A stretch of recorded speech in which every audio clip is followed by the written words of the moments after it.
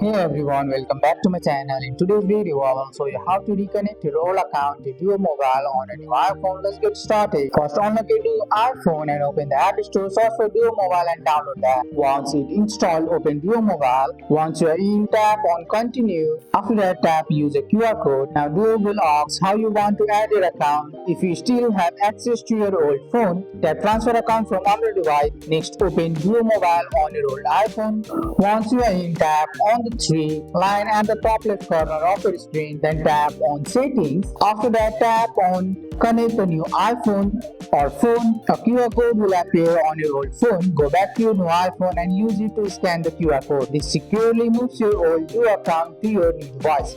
Wait a few seconds to transfer to finish. Once it's done, you will see your account listed in the Duo Mobile app on your new iPhone. And that's it. You have successfully reconnected your old Duo Mobile account to your new iPhone. That's all for today's video, guys. I hope you guys liked this video. If you found this video helpful, drop a like, subscribe for more videos. Thanks for watching. See you in the next one.